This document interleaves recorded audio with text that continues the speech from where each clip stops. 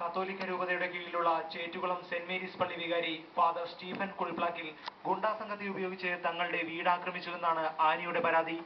ഭർത്താവ് വീട്ടിലില്ലാതിരുന്ന സമയത്ത് മാരകായുധങ്ങളുമായി എത്തിയ സംഘം തന്നെ കത്തി കാണിച്ച് ഭീഷണിപ്പെടുത്തിയതായും കല്ലെറിഞ്ഞ് പരിക്കേൽപ്പിച്ചതായും പരാതിയിൽ പറയുന്നു. ഞങ്ങൾക്ക് ഓൾറെഡി ഇഞ്ചക്ഷൻ ഓർഡർ ഉള്ള സ്ഥലമാണത്.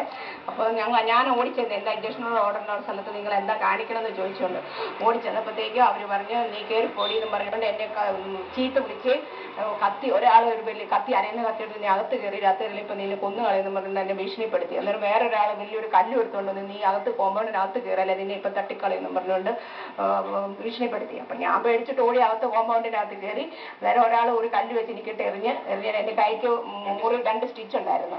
ഷാജുവിന്റെ പുരയിടത്തിലൂടെ വൈദികൻ വാങ്ങിയ സ്ഥലത്തേക്ക് വഴി നൽകണമെന്ന് ആവശ്യപ്പെട്ടിരുന്നതായും അന്യായമായ ആവശ്യം നിരസിച്ചതാണ് അക്രമത്തിന് കാരണമെന്നും ആനിയുടെ ഭർത്താവ് ഷാജു വ്യക്തമാക്കി.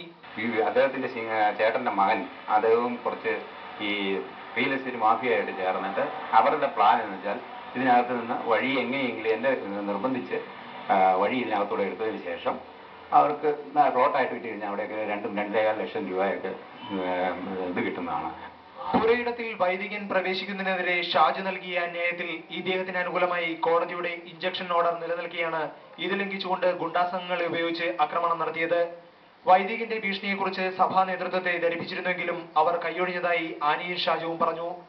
മുഖ്യമന്ത്രി ഇടപെട്ട് തങ്ങൾക്ക് നീതി ലഭ്യമാക്കും എന്ന പ്രതീക്ഷയിലാണ് ഇവർ. പി. അനീഷ് കുമാർ, സൂര്യ ന്യൂസ്, കോട്ടയം.